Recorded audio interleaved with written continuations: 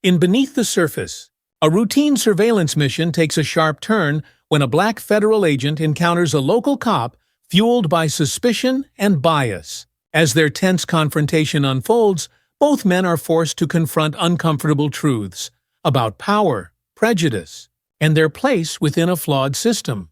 The stakes rise as the agent tries to stay focused on his mission, while the officer wrestles with the consequences of his assumptions. Will the situation escalate beyond control, or is there room for understanding and change? Stick around to find out, and if you're hooked already, make sure to like, comment, and subscribe. Share your thoughts below. How do you think this will end? The late afternoon sun cast long shadows over the quiet suburban street as Jordan Ellis shifted in his seat, glancing at the house at the far end of the cul-de-sac. His unmarked car blended into the scene, the kind of vehicle that wouldn't attract much attention. But to someone with a trained eye, there was something off about its stillness, something too deliberate in its placement. Jordan, however, was used to the waiting game. Patience was as much a part of his job as anything else. As an experienced undercover agent, Jordan had seen countless operations succeed or fail based on the smallest details. He knew the target well, the man in the house he'd been watching for hours.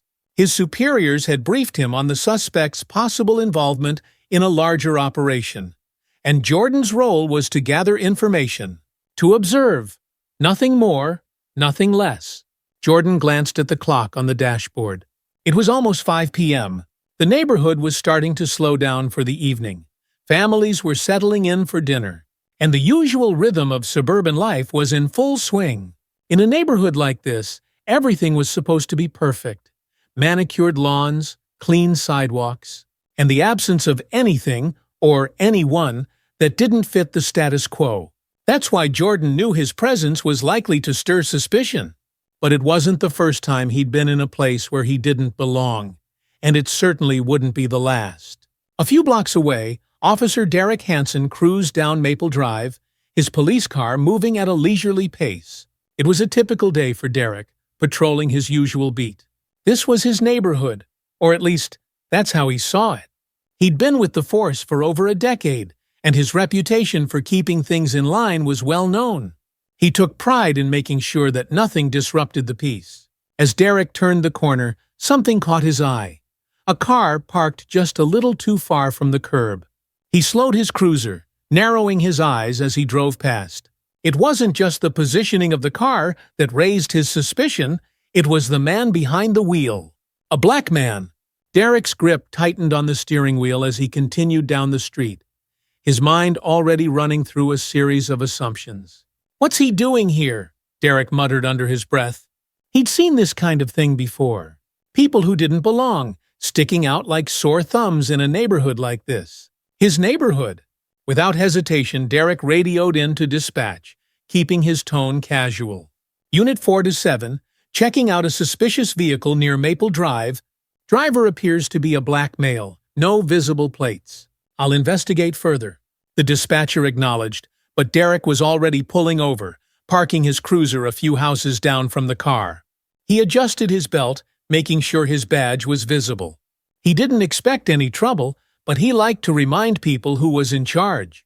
As he walked toward the car, his mind raced, the tension building before the interaction even began. Jordan saw the police cruiser pull up in his rearview mirror. His instincts kicked in immediately. He'd been trained to remain calm in situations like this, but the familiar feeling of unease crept into his chest. He knew what was coming. He'd been profiled enough times to know the drill. The officer approached the car, his posture stiff, his expression unreadable. Jordan rolled down the window, keeping his hands visible on the steering wheel. He'd learned over the years to make every movement slow and deliberate. "Afternoon," the officer said, his tone polite but laced with an undercurrent of suspicion. "Mind telling me what you're doing here?" Jordan met the officer's gaze, his face calm. "I'm working? I'm a federal agent. I'm conducting surveillance." Derek raised an eyebrow, not buying it for a second. "A federal agent, huh? You got ID to back that up?" Jordan nodded. "Yes, sir. In the glove compartment. I can reach for it if you'd like." Derek didn't move. His hand rested casually near his belt, not quite on his holster, but close enough to make a point. "How about you tell me what kind of federal work you're doing here? Because, last I checked, we don't have federal agents sitting in cars on this street." Jordan kept his voice steady. "It's a classified operation. I can't go into details, but I'm authorized to be here." Derek's eyes narrowed. Something about the calm way Jordan spoke rubbed him the wrong way. This guy didn't seem nervous, didn't seem intimidated by Derek's authority, and that made him suspicious. He'd dealt with plenty of people over the years who thought they could talk their way out of trouble, and to him, this felt the same. "Well," Derek said, his voice dropping, "I'm going to need you to step out of the car." Jordan hesitated for a moment. He knew how this worked. If he refused, things could get ugly. He didn't want to escalate the situation, but he also didn't appreciate being treated like a criminal when he was just doing his job. "Officer," Jordan said calmly, "there's no need for that. My identification is right here. Just take a look, and we can clear this up." But Derek wasn't interested in clearing anything up. To him, this was a matter of control. He didn't like the way this guy was talking to him, like he was on the same level, like he didn't have to answer to Derek. "Step out of the car," Derek repeated, his tone firmer this time. Jordan exhaled slowly. He knew that complying was his only option at this point. He unlocked the door and stepped out, moving slowly to avoid giving Derek any reason to react. He kept his hands visible, but he could feel the officer's eyes on him, scrutinizing every move. The tension between them was thick, the quiet suburban street serving as a stark contrast to the charged atmosphere surrounding the two men. Neighbors who had stepped outside to water their lawns or check the mail were now watching from a distance, their curiosity piqued. Jordan stood beside his car, his hands slightly raised in a gesture of compliance. Derek, still skeptical, circled the car slowly, looking for anything that might justify his suspicions. "You don't belong here, do you?" Derek muttered, almost to himself.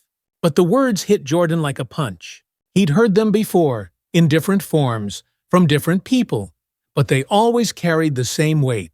Jordan felt the familiar burn in his chest, the anger that came with being constantly judged by the color of his skin. But he kept his expression neutral, refusing to give Derek the satisfaction of seeing him rattled. "I'm just doing my job," Jordan said quietly. "Check my ID. It's in the glove compartment."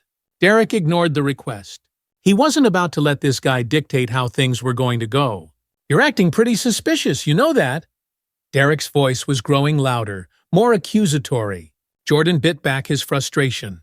"I've told you who I am, and I've explained why I'm here. There's no reason for this." But Derek wasn't listening. His mind had already been made up the moment he saw Jordan sitting in that car. To him, Jordan didn't fit in this neighborhood, and that was all the justification he needed to keep pushing. The tension between them reached a breaking point as Derek took another step toward Jordan, his hand now resting on his belt in a clear show of authority. "Let me tell you something," Derek said, his voice low and threatening. "I don't care who you say you are. In this neighborhood, I'm the one in charge. And right now, you're not giving me a good reason to believe a word you're saying." Jordan stared at him, his jaw clenched. He'd been through this before, but it never got easier. The assumptions, the prejudice, the feeling of being reduced to nothing more than a threat. It all weighed on him, but he knew he couldn't afford to lose his composure. Not here. Not now. Jordan stood beside his car, his eyes steady, but his heart pounding. He had been through situations like this before, but each time it felt like an emotional gauntlet. The verbal attacks, the underlying racism, they all took their toll. He had learned how to keep his composure, how to remain professional, but inside, the frustration was simmering. Officer Derek Hanson's gaze remained locked on Jordan, his hand resting a little too close to his belt for comfort. The two men stood in tense silence for a moment, the quiet suburban street amplifying every breath, every rustle of leaves in the wind.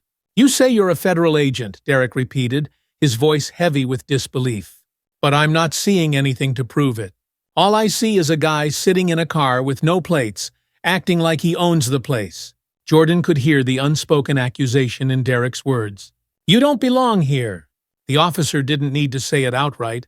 It was clear enough in his tone, his stance, the way his eyes flicked over Jordan's car as though expecting to find something incriminating. "I've told you my ID is in the glove compartment," Jordan replied, his voice calm but firm. "If you want to take a look, you're welcome to, but there's no need to escalate this." Derek's lips curled into a smirk, though there was no humor in it. "Escalate? I think you've got the wrong idea here. I'm just trying to figure out what a guy like you is doing in a place like this." There it was again, the subtle but cutting implication that Jordan didn't belong. Jordan kept his breathing steady, though he could feel the frustration bubbling beneath the surface. He had dealt with this kind of attitude before. Cops who assumed the worst because of the color of his skin. People who made snap judgments without bothering to learn the facts. "I'm doing my job," Jordan said again, more firmly this time. "If you check my ID, you'll see that I'm exactly where I'm supposed to be." But Derek wasn't interested in checking anything. He wanted control of the situation, and Jordan's calm, controlled demeanor was only making him more determined to prove his authority. As the seconds ticked by, the quiet suburban street began to feel stifling. Derek took another step closer to Jordan, the weight of his presence heavy and oppressive. His eyes scanned Jordan's face as though searching for any sign of guilt, any reason to justify his suspicions. "You know," Derek said slowly, "I've seen this kind of thing before. A guy like you, dressed too nice, sitting in a car that doesn't belong. I've got to wonder, are you here for some kind of business?" The implication wasn't lost on Jordan. He had seen it before. Black men in nice cars were automatically assumed to be involved in something illegal. Drug dealing, theft, some other crime that fit the stereotype. It was exhausting. Jordan's jaw tightened, but he forced himself to stay calm. "Officer, I'm going to ask you one more time. Please check my ID. It's in the glove compartment, and it will clear this up." Derek's eyes narrowed. "I don't think you're in any position to be telling me what to do. I'm the one in charge here." Jordan felt his patience wearing thin. He had given Derek every chance to de-escalate, to approach the situation professionally. But the officer's blatant refusal to see past his own bias was becoming unbearable. "I'm not telling you what to do," Jordan replied, keeping his voice steady. "I'm offering you a way to clear up this misunderstanding." Derek's expression darkened, and he stepped even closer. "Misunderstanding? I don't think there's any misunderstanding here. You're in a neighborhood where you don't belong, and I'm doing my job to make sure things stay safe." Jordan couldn't help the small, bitter laugh that escaped his lips. "Safe? You think I'm a threat to this neighborhood?" Derek's gaze hardened. "I think you're acting suspicious. And people like you, well, they don't usually come to places like this for the right reasons." The words hit Jordan hard, not because they were surprising, but because they were so painfully familiar. He had heard them in different forms, from different people, throughout his life. "People like you." The phrase hung in the air, thick with prejudice. Jordan took a deep breath, forcing himself to remain calm. He couldn't afford to let this spiral out of control. He had a job to do, and he wasn't about to let Derek's racism distract him from that. But he also couldn't ignore the sting of the officer's words, the way they stripped him down to nothing more than his skin color, disregarding his professionalism, his years of service, his humanity. "People like me?" Jordan echoed softly, his voice tight with controlled emotion. "What exactly do you mean by that, officer?" Derek's smirk returned, though it didn't reach his eyes. "You know exactly what I mean." Jordan's anger flared, but he kept it in check. "I've done nothing wrong. I'm sitting in my car, doing my job, and you're treating me like a criminal." Derek shrugged. "Maybe you're not a criminal, but you're definitely out of place." Jordan's fists clenched at his sides. The conversation had taken a turn for the worse, and he could feel the tension building to a breaking point. He had been through enough racial profiling in his life to recognize that this was about power, about Derek's need to assert control over a situation he didn't understand. "I'm not out of place," Jordan said quietly but firmly. "I belong here just as much as anyone else." Derek scoffed. "Is that so? Because from where I'm standing, you look like you're trying to pull something. You think you can just flash a badge and make all your problems disappear?" Jordan's patience was wearing dangerously thin. He could feel the weight of Derek's assumptions pressing down on him, but he knew that any sign of anger would only confirm the officer's suspicions. "Officer," Jordan said, his voice cold and measured, "I've given you every opportunity to handle this professionally. If you check my ID, you'll see that I'm here on official business. This isn't a game." Derek's smirk faltered, but only for a moment. He wasn't used to being challenged, especially not by someone he had already decided was guilty. "You think you're special, don't you? You think just because you say you're an agent, I'm supposed to believe you?" Jordan met Derek's gaze, unflinching. "I think you're supposed to do your job." As the tension between the two men reached its peak, the quiet street began to stir. Several neighbors had stepped out onto their porches, watching the scene unfold from a distance. Some of them whispered to one another, exchanging glances, their curiosity evident. Others stood still, their expressions unreadable. Jordan noticed the onlookers, but didn't let it distract him. He knew what they were thinking. He had seen it before. In their eyes, he was an outsider, someone who didn't belong. Their gazes only reinforced the feeling that he was being judged, not by his actions, but by his appearance. Derek noticed the growing audience too, but instead of backing down, it seemed to embolden him. He straightened his posture, lifting his chin slightly as though preparing to make an example of Jordan. His voice grew louder, more authoritative as he addressed Jordan. "You see what happens when you don't cooperate?" Derek said, loud enough for the neighbors to hear. "All of this could have been avoided if you just listened from the start."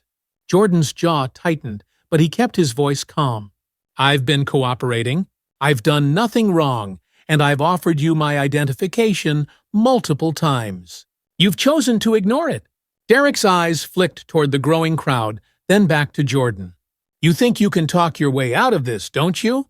"I'm not trying to talk my way out of anything," Jordan replied. "I'm trying to get you to see the truth." The tension was now at its breaking point. The quiet street felt oppressive, as though the weight of the conflict between Jordan and Derek had suffocated the air. The neighbors who watched from a distance were silent, their eyes wide, waiting for the inevitable escalation. Derek's hand hovered near his belt, his fingers twitching as though he were deciding whether to take this to the next level. Jordan could feel the unspoken threat in the air, but he refused to give Derek any reason to act on it. "Look," Jordan said, his voice low but firm, "I don't want this to get worse. All you have to do is check my ID. That's it." Derek's smirk returned, but this time it was strained, his frustration evident. "You think I haven't dealt with guys like you before? You think I don't know what you're trying to do here?" Jordan's patience finally snapped. "What exactly do you think I'm trying to do? Sit in my car and do my job? Is that so hard for you to believe?" For a moment, Derek seemed taken aback by Jordan's directness. The smug confidence drained from his face, replaced by something harder, something angrier. The officer's grip on his belt tightened, but before he could say anything, a voice crackled over his radio. "Unit 4 to 7, we've got a report coming in. Stand by for confirmation." Derek glanced at the radio, his expression faltering. For the first time since the encounter began, there was a flicker of uncertainty in his eyes. He hesitated, his hand slipping away from his belt, as though the weight of what was happening was finally starting to sink in.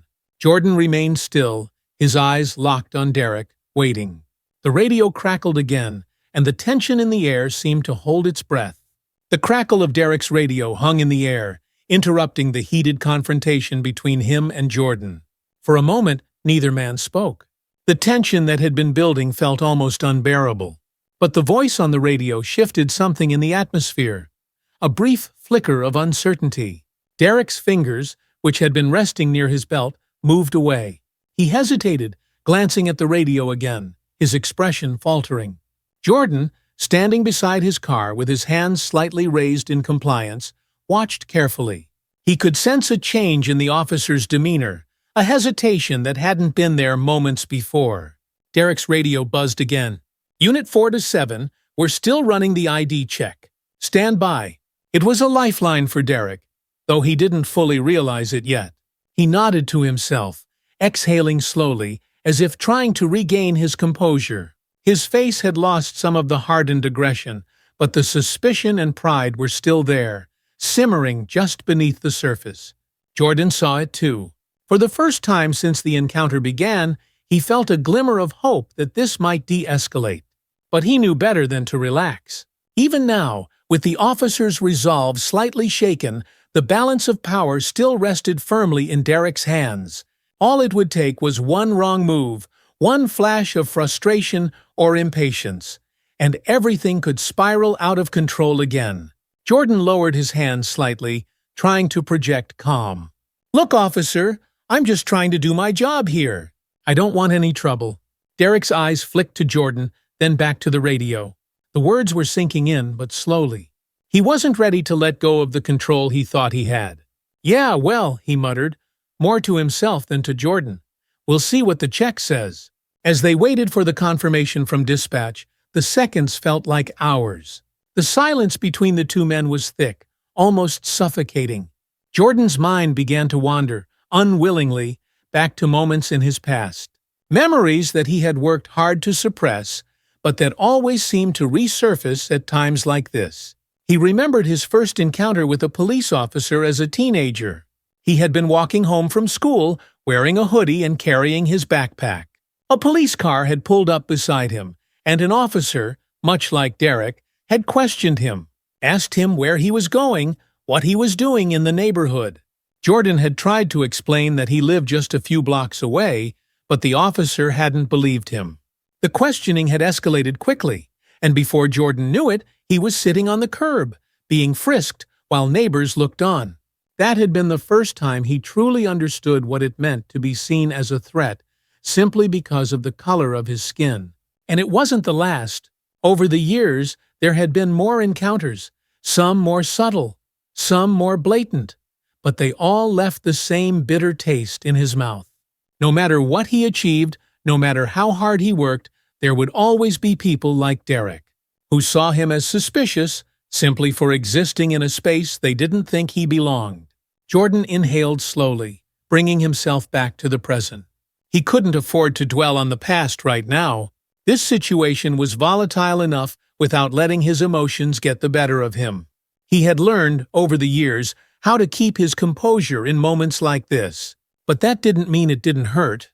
The constant reminder that, in the eyes of people like Derek, he was always just one step away from being seen as a criminal. Across the street, the small group of neighbors that had gathered to watch the unfolding scene remained silent. Some were standing on their porches, arms crossed, their faces a mixture of curiosity and concern. Others lingered by their front doors, peeking out as though afraid to be too obvious in their interest. Jordan could feel their eyes on him, judging him, weighing him. He had been in neighborhoods like this before, where people felt safe in their bubbles of comfort, where the presence of someone like him was enough to unsettle the fragile sense of security. He wondered what they were thinking. Were they assuming, like Derek, that he was up to no good? Or were they simply watching out of a sense of morbid curiosity, waiting to see if something dramatic would happen? Derek, too, was aware of the onlookers. His posture stiffened as he glanced over at the nearest house, where an elderly couple stood watching intently. He hated having an audience. It made him feel exposed, as though his authority was being challenged. The thought made his temper flare again, though he kept it in check. "Don't you have anything better to do?" Derek muttered under his breath, though it wasn't clear if he was talking to Jordan or the neighbors. Jordan said nothing. He knew better than to respond, especially now that the situation seemed to be cooling slightly. He could feel Derek's frustration, the simmering anger just beneath the surface. But for now it was contained. Barely. Finally, after what felt like an eternity, the radio crackled to life again. "Unit 4 to 7, we've got the ID confirmation. The subject is who he says he is, federal agent, on duty." Derek's expression faltered. For a moment, he seemed frozen, unsure how to process what he had just heard. The confirmation from dispatch should have ended the confrontation right there. It should have been enough to make Derek back off, to let Jordan go back to his surveillance without further interference. But it wasn't that simple. Derek's pride wouldn't let him back down so easily. He had already dug himself into a hole with his assumptions and his aggression. Admitting that he had been wrong, that Jordan was, in fact, just doing his job, felt like a personal defeat, and Derek wasn't ready to concede. "Copy that," Derek muttered into the radio, his voice tight with frustration. He glanced at Jordan, his eyes still filled with suspicion. Even with the confirmation, he couldn't shake the feeling that something wasn't right. "So, you're an agent," Derek said, his tone dripping with disbelief. "That doesn't change the fact that you were acting suspicious." Jordan's patience was wearing thin, but he kept his voice steady. "I wasn't acting suspicious. I was doing my job," Derek scoffed, shaking his head. "Yeah, well, you could have made things a lot easier if you'd just been more cooperative from the start." Jordan couldn't believe what he was hearing. He had been nothing but cooperative. He had offered his ID multiple times, explained why he was there, and still, Derek had treated him like a criminal. But what more could he say? The officer had made up his mind before the conversation even began. "I did cooperate," Jordan replied quietly. "You just didn't want to listen." Derek stared at Jordan for a long moment, his pride battling with the reality of the situation. He had been wrong. He knew it. The confirmation from dispatch had made that clear. But admitting it, especially in front of the neighbors who were still watching, felt like a blow to his authority. The silence between them was thick with unspoken words, with the weight of everything that had transpired. Jordan stood tall, his composure intact, but inside, the emotional toll was heavy. He had done everything right, followed every protocol, and yet he had still been subjected to the same old assumptions, the same suspicion. Finally, Derek broke the silence. "Look," he said, his voice softer now, but still edged with frustration. "I don't want to drag this out any longer. You've got your ID, you've got your job to do. But don't think for a second that I'm just going to forget about this." Jordan's brow furrowed. "What's that supposed to mean?" Derek shrugged, his expression unreadable. "Just that I'll be keeping an eye on things. You stay out of trouble, and we won't have any more problems." Jordan didn't respond. There was nothing more to say. The situation had already played out in the way he had expected. Even with the confirmation of his identity, even with the truth out in the open, Derek wasn't willing to fully back down.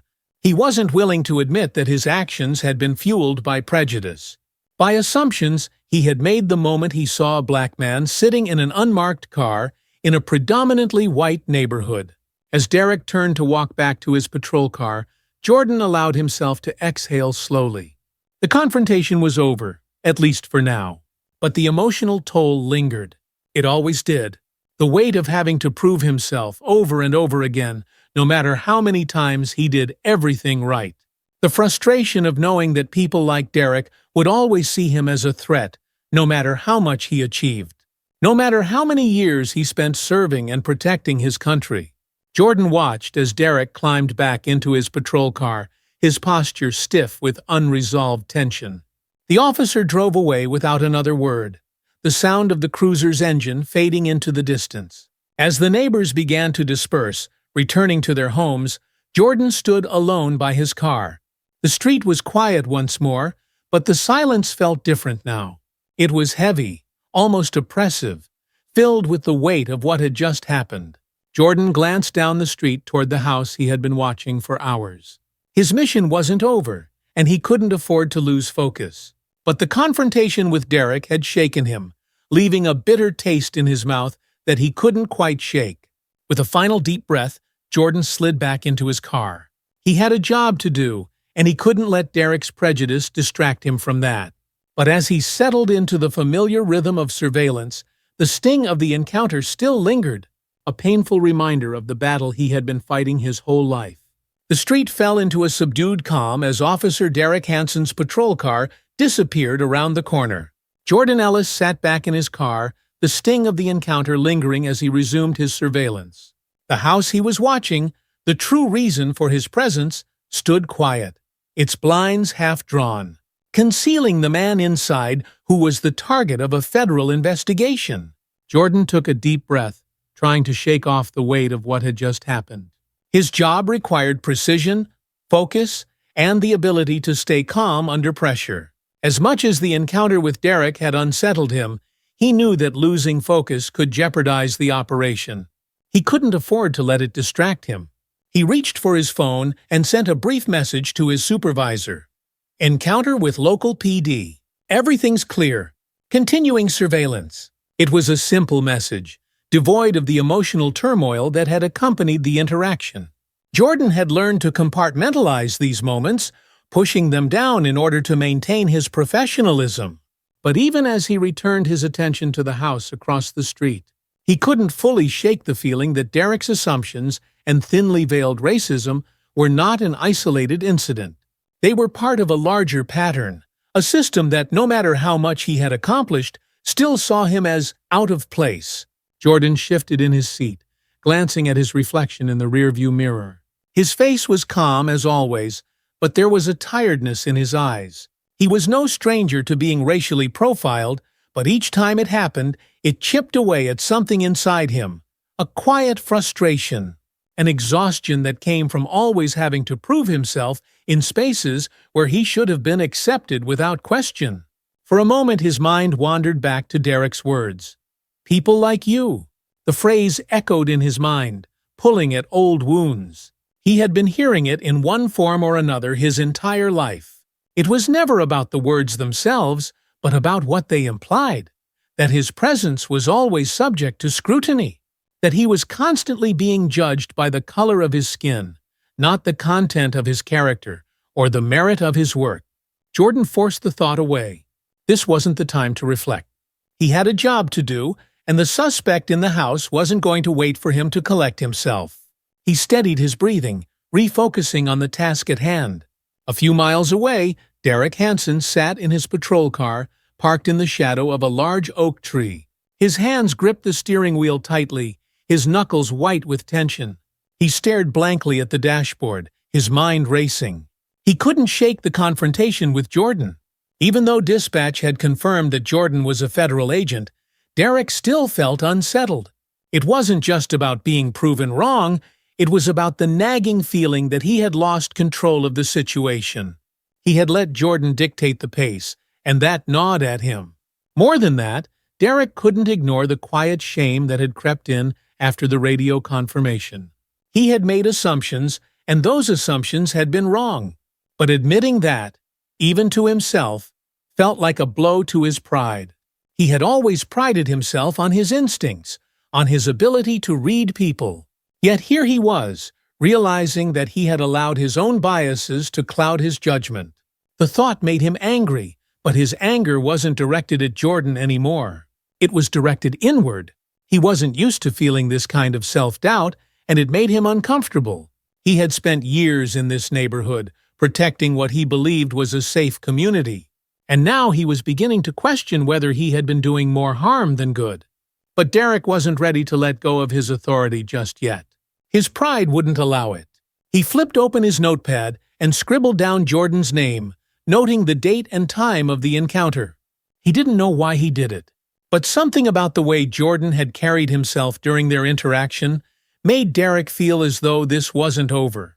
As Jordan sat in his car, his phone buzzed. It was his supervisor, Agent Carla Matthews, calling to check in. "Ellis," she said, her voice crisp and professional. "Just got your message about the run-in with local PD. Everything good?" Jordan hesitated for a moment before answering. "Yeah, everything's fine now. There was a bit of tension, but it's under control." "Did the officer overstep?" Jordan paused, considering how much to reveal. He didn't want to make a big deal out of it. He had dealt with worse before, and he didn't want to distract from the mission. "He was suspicious at first, but I explained the situation. Took a little longer than I would have liked, but it's all sorted." Carla's voice softened slightly. "I'm sorry you had to deal with that. Unfortunately, it happens more often than it should." Jordan appreciated her concern, but he didn't want sympathy. What he wanted was to focus on his job and put the encounter behind him. "It's fine," he said again. "Just doing what I need to do." "Stay focused on the mission," Carla said. "We're counting on you to finish this up clean." "Understood," Jordan replied, hanging up the phone and turning his attention back to the house. He wasn't about to let Derek or anything else distract him from what mattered. Derek wasn't done. After finishing his shift, he returned home. but the nagging feeling that he had lost control of the situation wouldn't leave him. He sat at his kitchen table, flipping through his notepad, reading Jordan's name over and over again. He needed to justify his actions. Even though Jordan had been cleared by dispatch, Derek couldn't shake the suspicion that something was off. He opened his laptop and began searching online, looking for anything he could find on Jordan. He didn't know what he was hoping to find, but the search gave him a sense of control. A way to reclaim the authority he felt had slipped through his fingers during their encounter. Hours passed, and Derek found nothing of substance. Jordan's record was spotless. He had an impressive career with the agency, numerous commendations, and a sterling reputation. It made Derek feel small, like a child fumbling in the dark for something that wasn't there. He shut his laptop, frustrated. Jordan was exactly who he said he was. There was no evidence to suggest otherwise, no hidden skeletons, no secret past. But instead of easing Derek's mind, the realization only made him feel more conflicted. Back at the stakeout, the sun had set, casting long shadows over the neighborhood. Jordan remained in his car, his eyes trained on the house. His senses were heightened, as they always were during a mission. But the earlier encounter with Derek continued to gnaw at him, lurking at the edges of his consciousness. He had tried to push it aside, to focus solely on the task at hand. But there was something about the way Derek had looked at him, like he was less than, like he didn't belong. That wouldn't leave Jordan's mind. It wasn't just Derek's words that had bothered him, it was the underlying message they conveyed. No matter how hard he worked, no matter how successful he became, there would always be people who saw him as a threat simply because of the color of his skin. Jordan exhaled, leaning back in his seat. He needed to focus. The target inside the house was the reason he was here, and he couldn't afford to let Derek's prejudice distract him. He checked his watch and made a mental note of the time. The suspect hadn't moved for hours, but Jordan knew better than to let his guard down. Derek's frustration had turned into a quiet obsession. Days passed, and he couldn't stop thinking about the encounter with Jordan. He told himself that it wasn't just about the confrontation, it was about protecting his neighborhood, about making sure that everything was as it should be. But deep down, Derek knew the truth. He had made assumptions about Jordan the moment he saw him sitting in that car, and those assumptions had colored everything that followed. He had let his own biases dictate his actions, and now he was struggling to justify it to himself. Derek spent hours combing through his notes, replaying the interaction in his head, trying to find something, anything, that would make him feel like he hadn't been wrong.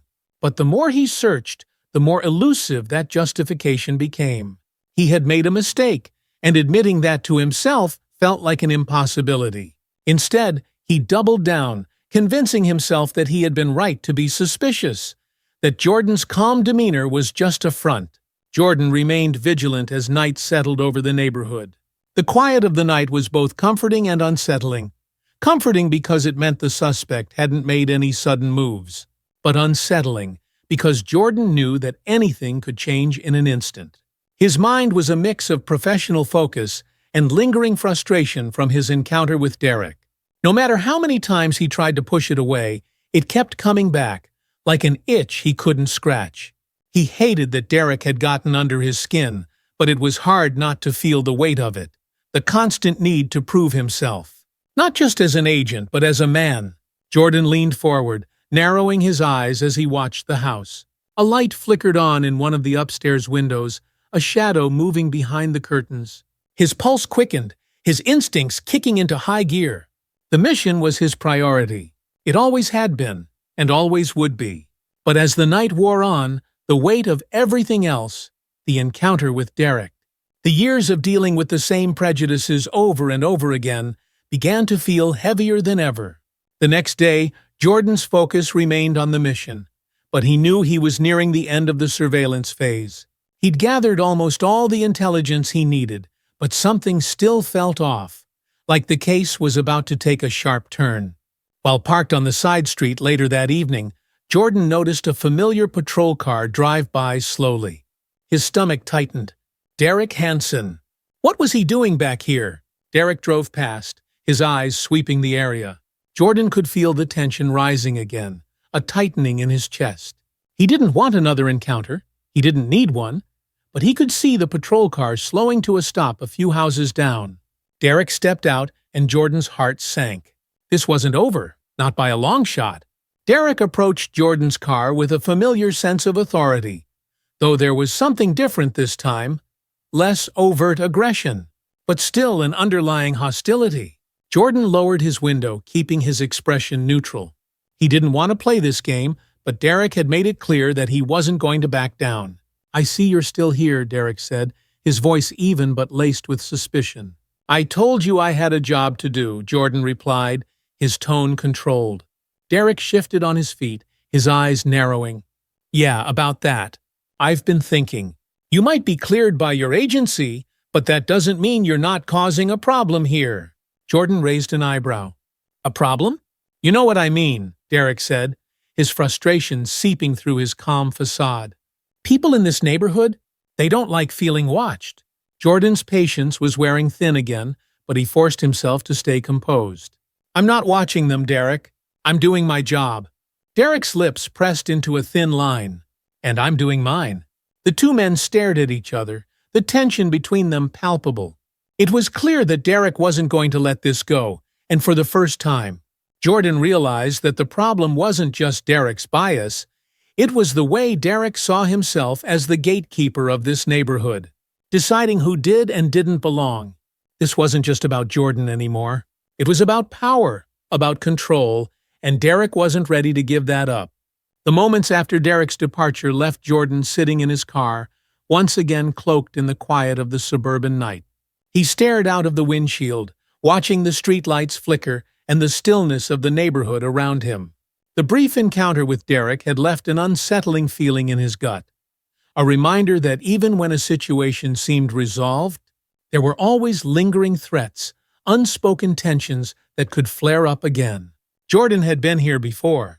Not this exact neighborhood, not this exact confrontation, but in similar places. Places where his presence was enough to raise suspicion, where he was met with questions about why he was there. Even when his job, his entire career, had been to protect the same people who didn't trust him, he exhaled slowly, feeling the weight of it all settle over him like a blanket. The years of experience, the countless times he'd had to navigate this very terrain, trying to do his job while also avoiding becoming a target of someone else's fears and prejudices. Derek Hansen sat alone in his kitchen that night, a cup of cold coffee on the table in front of him. His mind wouldn't stop replaying the events of the past few days. No matter how hard he tried to push it away, Jordan Ellis kept coming back to the forefront of his thoughts. Derek had spent years in this neighborhood, years keeping the peace and protecting the people who lived here. And yet, for the first time, he found himself questioning his role, questioning whether his idea of keeping the peace had been tainted by his own biases. It wasn't just Jordan's words that had gotten under his skin, it was the way Jordan had looked at him. Not with fear, not with anger, but with something more piercing. Jordan had seen through him, and that unnerved Derek in ways he couldn't quite understand. Derek took a sip of the cold coffee, grimacing at the taste. He had always prided himself on his instincts, on knowing when someone was up to no good. And yet here he was, feeling like he had misjudged the situation entirely. His pride wouldn't let him admit it out loud, but deep down, the realization was creeping in. The truth was simple. Derek had been wrong, and the more he tried to justify his actions, the hollower those justifications felt. For Jordan, the weight of the day's events was heavier than it appeared. He had dealt with men like Derek before, cops who assumed they had the right to question his presence, who treated him as if he needed to prove his legitimacy. But it wasn't just the encounter with Derek that weighed on him. It was the cumulative effect of all the years of being profiled, being doubted, being looked at as if he didn't belong. As Jordan sat in his car, his mind wandered back to earlier moments in his life, memories that had shaped the way he viewed the world, the way he navigated these situations. He remembered being a kid, not much older than 12, walking through his own neighborhood and being stopped by a police officer who asked him where he lived. The officer had been polite enough, But the underlying assumption was clear. Jordan didn't look like he belonged there. And then there had been college, when he was stopped and questioned outside a campus building where he had been a student for 3 years. The officer had assumed he was trespassing, and even when Jordan showed him his student ID, the officer's suspicion lingered. These were moments Jordan had carried with him throughout his life. Moments that never quite faded, no matter how much time passed. Now, sitting in his car, those memories resurfaced, along with the exhaustion that came with always having to prove himself, always having to be twice as good just to be seen as good enough. While Jordan reflected on the burden of his experiences, the neighborhood around him seemed blissfully unaware. The homes stood in neat rows, each one a picture of suburban perfection, untouched by the weight of the confrontation that had taken place only hours earlier. But for Jordan, that perfection was a facade. He knew that the people in this neighborhood, the people Derek had so fiercely claimed to protect, weren't all bad. They weren't all harboring the same suspicions as Derek. But it didn't matter. The impact was the same. The system they lived in, the one Derek represented, was designed to protect them and keep people like Jordan out. It wasn't about individual prejudice. It was about a system that allowed those prejudices to thrive unchecked. A system that made it easy for someone like Derek to act on his biases without consequence, because deep down, the system had been built to uphold those same biases. Jordan knew he wasn't just up against Derek. He was up against a much larger force, one that had been in place long before he had ever put on his badge. Jordan's phone buzzed, pulling him out of his thoughts. It was a message from his supervisor, Carla Matthews. "Any updates? Everything still clear on your end?" Jordan glanced up at the house, still quiet, still dark. He typed out a quick reply, "No movement yet. We'll check in at the next interval." Carla's concern was clear, even through the brief message. She was one of the few people in the agency who understood the complexities of what Jordan dealt with on a regular basis. She didn't just see him as an agent. She saw him as a black man navigating a system that wasn't always designed for him to succeed. Jordan appreciated her support, but he didn't dwell on it for long. There was still work to be done, and he couldn't let his guard down. The mission came first, as it always did. But as he put his phone away, he couldn't shake the feeling that this neighborhood, the very one he was protecting, would never see him as anything other than an outsider. Back at his house, Derek paced the living room, his thoughts a tangled mess. He couldn't stop thinking about Jordan Ellis, about the way the confrontation had played out. The more he thought about it, the more frustrated he became. Not with Jordan, but with himself. For years, Derek had believed that he was doing the right thing. He had believed that his job was to protect his community, to keep it safe from anyone who didn't belong. But now, for the first time, he was starting to question what that really meant. Was it really about safety? Or was it about control? The thought made Derek uneasy. He had never considered himself a racist. He didn't think of himself as someone who treated people differently because of their race. But the more he reflected on his interaction with Jordan, the more he realized that his assumptions had been rooted in something much deeper, something he hadn't been willing to acknowledge before. He had looked at Jordan and seen a threat, not because of anything Jordan had done, but because of what Derek had been taught to see. And now that he was facing the truth, he didn't know how to handle it. The following evening, the neighborhood was still and quiet, but there was an undercurrent of tension that Jordan could feel. It wasn't just in his own mind, it was in the way the neighbors glanced at him when they passed by, in the way the streetlights seemed to cast longer shadows than usual. The confrontation with Derek had stirred something in the air, something unspoken but palpable. The neighbors who had witnessed the interaction were whispering about it behind closed doors, unsure of what had really happened, but knowing that something had shifted. For Jordan, it was just another reminder that he was being watched.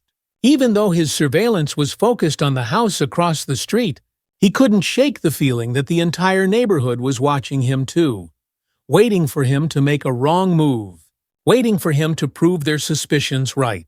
But Jordan wasn't here to prove anything to them. He was here to do his job, and that was exactly what he intended to do. The next day, Derek made a decision. He couldn't keep obsessing over the encounter with Jordan, couldn't keep letting it eat away at him. He needed to confront it head-on, to face the reality of what had happened and deal with it. He didn't know exactly what he was going to say, but he knew he needed to talk to Jordan again. He needed to clear the air, to admit that he had been wrong. It wasn't something Derek was used to doing. Admitting fault had never come easily to him. But this time, he didn't have a choice. Derek drove back to the neighborhood, his heart pounding as he pulled up a few houses away from where Jordan was parked. He could see Jordan's car, could see the agent sitting inside, focused on the task at hand. For a moment, Derek considered turning around and leaving. But he knew that wouldn't solve anything. He had come this far, and he wasn't going to back down now. Jordan saw Derek approaching and felt a familiar sense of frustration rise within him.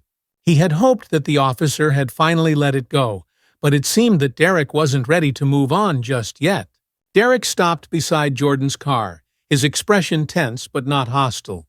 Jordan rolled down the window, bracing himself for another round of thinly veiled accusations. But this time, Derek surprised him. "I've been thinking," Derek began, his voice quieter than before, "about what happened the other day." Jordan didn't respond immediately, unsure of where Derek was going with this. "I made some assumptions," Derek continued, his gaze fixed on the ground. "Assumptions that weren't fair. I was wrong." The words hung in the air, unexpected and heavy. Jordan watched Derek carefully, trying to gauge his sincerity. "I don't expect you to forgive me," Derek said, his voice tight with emotion. "But I needed to say it." Jordan didn't know what to say. The apology was unexpected, and while part of him wanted to accept it, another part of him wasn't ready to let go of the frustration and anger that had built up over the years. "It's not about forgiving you," Jordan said finally. "It's about the fact that this keeps happening. It's not just you, Derek. It's the system. It's the way people like me are treated. Like we don't belong. Like we're always under suspicion." Derek nodded slowly, his face clouded with guilt. "I know," he whispered. "I know." The two men stood there in silence, the weight of everything that had been said, and left unsaid, settling between them. It wasn't a resolution, not really. There were no easy answers, no tidy conclusions. But in that moment, there was a flicker of understanding, however tenuous it might be. Derek turned to leave, but before he did, he glanced back at Jordan. "I'm going to try to do better," he said quietly. Jordan gave a small nod, unsure if Derek's words would lead to real change, but recognizing the effort nonetheless. "We'll see," he replied, his tone neither hopeful nor dismissive. As Derek walked back to his patrol car, Jordan sat in the silence, feeling the tension ease slightly. It wasn't over, not by a long shot. But maybe, just maybe, there had been a small shift. As Derek walked away, Jordan remained in his car, staring at the empty street before him. The apology had caught him off guard, and though it was a step in the right direction, it left him with mixed feelings. He wasn't naive. He knew that Derek's words, while well-meaning, wouldn't fix the deeply ingrained issues that men like him faced every day. One officer admitting he was wrong didn't change the system, and it didn't erase the years of racial profiling and suspicion that Jordan had endured throughout his life. But even so, the apology lingered in Jordan's mind. It wasn't often that someone like Derek, someone who was so deeply rooted in their own worldview, would come forward and admit fault. It was a small gesture, but it was something. Jordan didn't trust it. Not yet, but perhaps, over time, there could be more than just words. He wasn't ready to forgive Derek. Not fully. But he was willing to let the apology sit, to give it the time it needed to show whether it would lead to real change. The next day, Jordan resumed his surveillance with renewed focus. He couldn't afford to be distracted anymore. The suspect in the house across the street was the real threat, and Jordan knew that his mission here was almost at an end. The suspect, a mid-level operative in a wider criminal network, had been under investigation for months. Jordan had been tasked with gathering the final pieces of evidence needed to take him down. For the past several days, there had been no movement in the house, but Jordan knew it was only a matter of time before something happened. His instincts told him that things were about to shift, and as he sat in his car, he mentally prepared for whatever came next. His phone buzzed, a message from his supervisor, Carla Matthews. "Any updates?"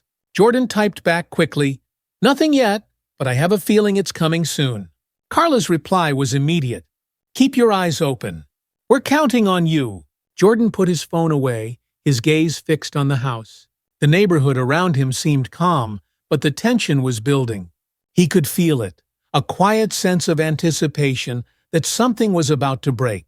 As Jordan continued his watch, he noticed that the neighbors were starting to pay more attention to him again. Though the confrontation with Derek had passed, the people in the neighborhood were still uneasy with his presence. He could see it in the way they glanced at his car as they walked by, in the hushed conversations that stopped when they thought he wasn't looking. It was a reminder that despite Derek's apology, the suspicion was still there. These people didn't know him, didn't understand the work he was doing. All they saw was a black man in a car parked in front of their homes, and to them, that was enough to raise concern. Jordan's frustration simmered, but he forced himself to stay focused. He had dealt with this kind of scrutiny his whole life. It wasn't new, and it wouldn't stop him from doing his job. But the weight of it, of always being under the microscope, always being judged, was exhausting. Later that evening, just as the sun dipped below the horizon, Jordan's instincts proved correct. Movement. A light flickered on in the house, and Jordan watched as the suspect stepped out onto the porch, glancing around before making his way to a black SUV parked in the driveway. Jordan's heart rate quickened as he reached for his camera, snapping a few photos as the man moved. He grabbed his phone, dialing Carla's number. "We've got movement," Jordan said, his voice low but urgent. "He's leaving the house. Follow him," Carla instructed. "But don't engage. We need to know where he's going." "Got it," Jordan replied, hanging up and starting his engine. He pulled out onto the street, keeping a safe distance behind the SUV as it drove through the quiet neighborhood and toward the highway. Jordan had done this hundreds of times before, but there was always a rush of adrenaline that came with the chase. He tailed the suspect for several miles, careful not to get too close, but never letting him out of sight. As the suspect's SUV weaved through traffic, Jordan's focus sharpened. The suburban streets gave way to the busier roads of the city, and Jordan knew that this was likely the final leg of the operation. He had gathered enough evidence to justify a takedown, but the key now was finding out where the suspect was headed and what his next move would be. Jordan's hands tightened on the steering wheel as he kept his distance, watching as the SUV took a series of turns, heading into an industrial area on the outskirts of the city. It was a quiet, run-down part of town, filled with abandoned warehouses and empty lots. Jordan's instincts kicked into high gear. This was it. This was where the suspect was going to meet his contact. He could feel it in his gut. He parked a few blocks away, grabbing his binoculars and positioning himself behind a row of shipping containers to get a better view. The suspect stepped out of the SUV, looking around cautiously before disappearing into one of the buildings. Jordan's pulse quickened. This was the moment they had been waiting for. Back in the neighborhood, Derek Hansen sat at his desk, staring at the notes he had made about Jordan. He had been replaying the encounter in his mind over and over, and no matter how hard he tried, he couldn't shake the feeling that he had been wrong. Not just about Jordan, but about his entire approach to policing. Derek had spent years believing that his job was to protect the neighborhood from people like Jordan, people he had deemed suspicious based on nothing more than their appearance. But now, for the first time, he was starting to question that narrative. He had seen how quickly his assumptions had led him down the wrong path, how easily he had let his biases control his actions. And now, sitting in his quiet office, Derek felt a growing sense of unease. He wasn't sure if he could undo the damage he had caused, but he knew that he couldn't continue the way he had been. He glanced at the clock. It was late, but something told him he needed to see Jordan again, to clear the air fully, or at least try to.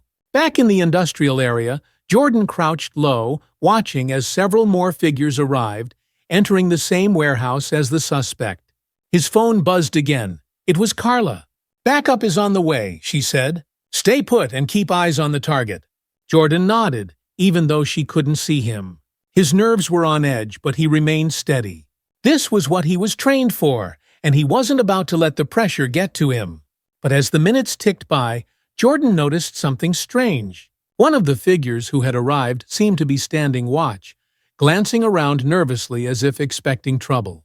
Jordan's stomach tightened. Something wasn't right. Before he could react, the figure reached into his jacket, pulling out a gun. Jordan's heart skipped a beat. This wasn't supposed to go down like this. He had expected a simple handoff, maybe some information exchanged, but this was escalating into something far more dangerous. He reached for his phone to alert Carla, but before he could dial, a shot rang out.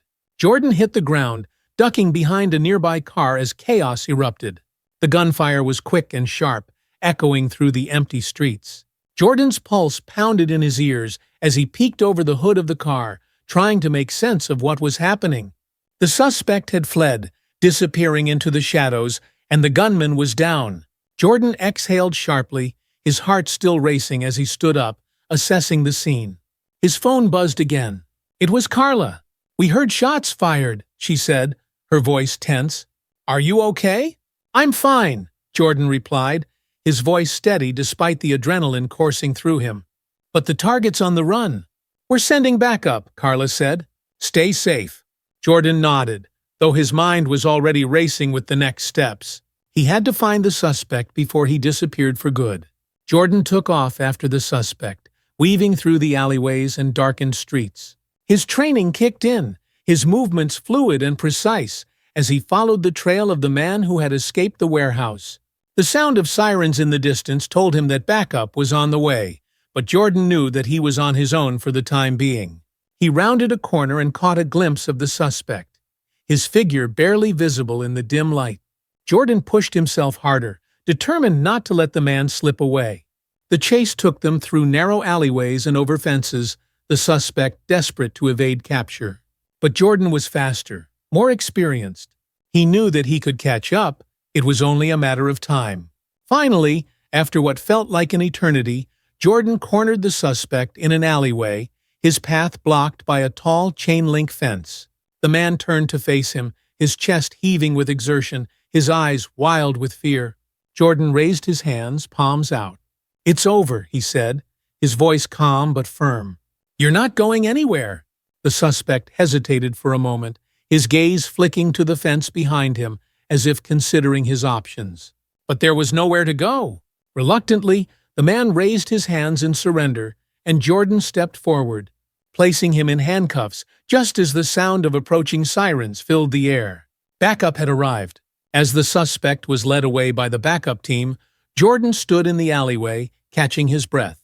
The adrenaline was starting to wear off, leaving him with a sense of relief, but also a strange hollowness. The mission was over. He had done his job, just as he always had. But the events of the past few days, the encounter with Derek, the weight of the suspicion he had carried with him, still lingered. Jordan knew that this wouldn't be the last time he faced these kinds of challenges. There would always be more missions, more people like Derek, more battles to fight. But for now, he allowed himself a moment to breathe, to take in the quiet victory.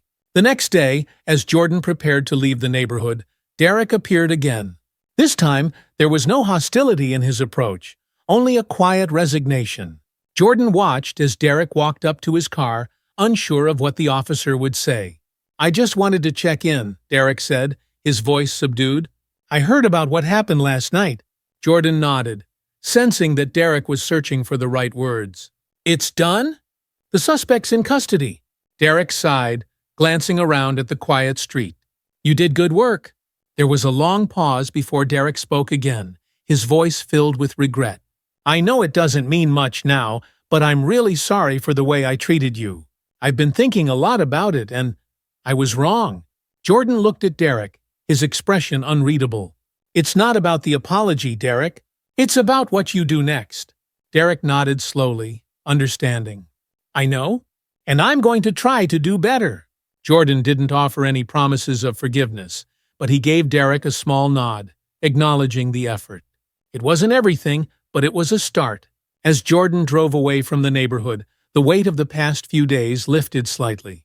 He had completed the mission, captured the suspect, and even forced Derek to confront his own biases. But the road ahead was still long. There would always be more work to do, both in his career and in the fight against the prejudices he faced every day. But for now, he allowed himself a moment of peace. The sun was setting as he left the neighborhood behind, the sky painted in shades of orange and pink. Jordan drove in silence, the weight of the past few days gradually fading as the city stretched out before him.